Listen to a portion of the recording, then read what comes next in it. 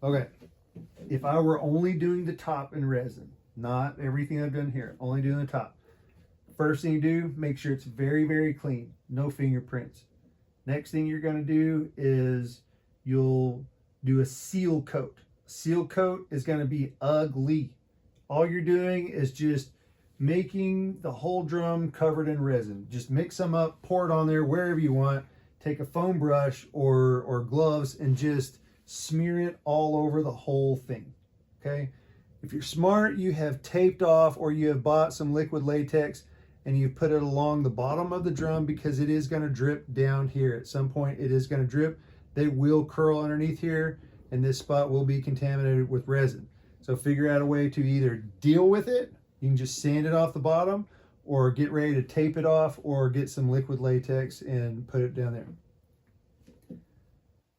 Seal coat is gonna have some of it drip off.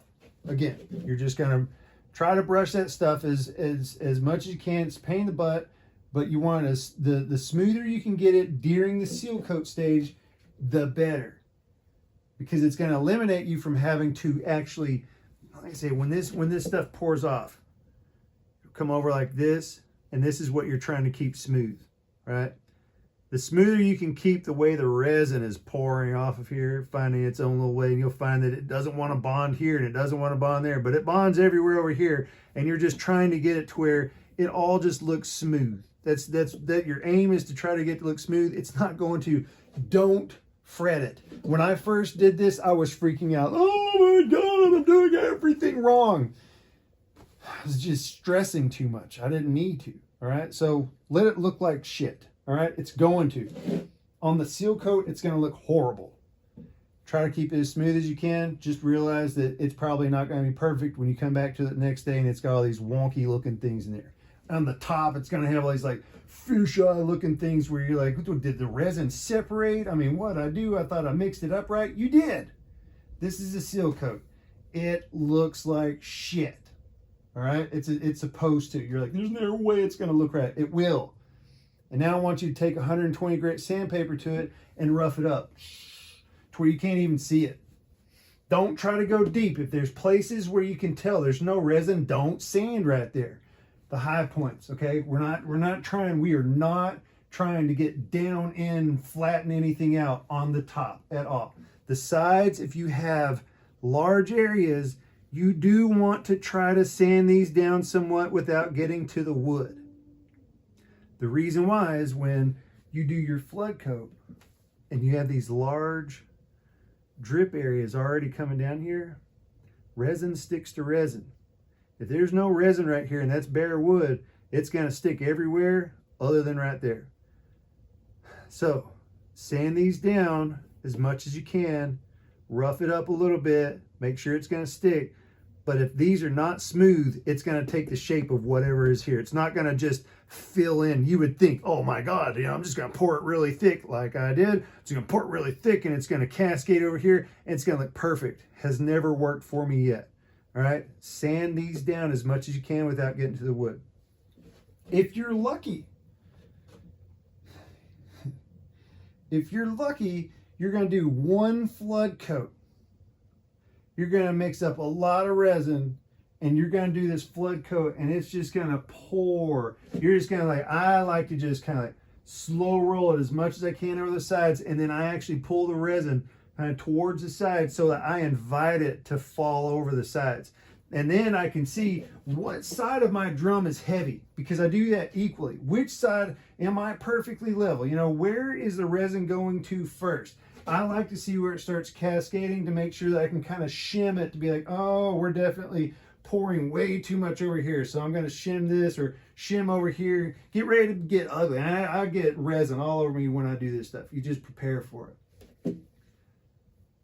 You want it to cascade just like a sheet of glass or just ice just falling over here. This thing has 16 sides on it. It was very difficult to get these sides to act somewhat happy. Rounder, a little bit easier, but you may still fight it some. So the trick is you'll see where it's cascading over.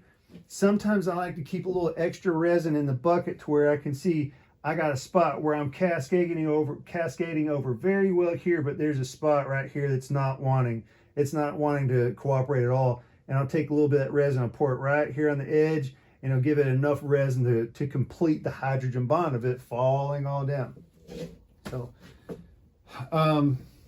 then you let it dry, and depending on how it looks, do we do another coat or not?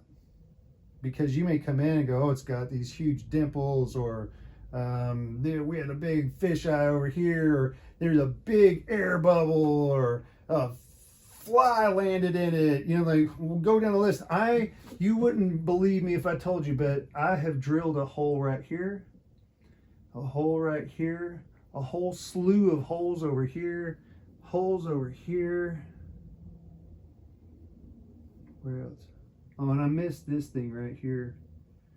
You know, I guess it just makes sense that if you're going to be walking around a pasture, you might as well have a little shit on your boot, you know, so I figured I'd just let that one stay.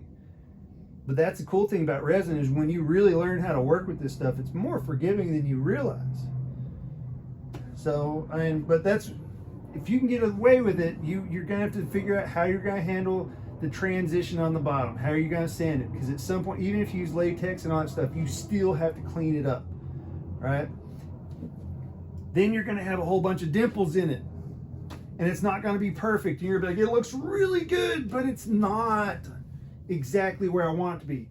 That's when you get some 1000 grit sandpaper in your hand, and you just sand it, and it's going to look all scratched up and all messed up, and you're going to be like, why, Jeff, are you having me do this? Why are you having me do this? Oh my God. Just do it, okay? Just sand it. And then you're going to go up 1500, then 2000. Just by hand, doesn't have to be wet sand or anything. I dry sand all of that stuff. Then I get a buffer and a high compound grit, the Ultra Cut. It's a 100M, I think it's the 100 grit. And I buff that stuff on there till it starts looking clear. I mean, it starts looking good. And you're like, wow, this looks good. Then I still have 3 more buffing pads of finer and finer and finer until I get to a glass perfect mirror finish.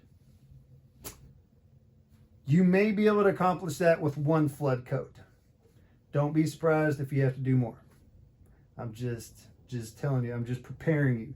Be prepared to do 3 or 4 flood coats. Seriously, you're new at this. Do not think that you're going to nail it the first time. I thought I would, and I was so fucking wrong. So, anyway, if you want to know about this one sometime, let me know, and I'll tell you the whole story of how that bitch was made.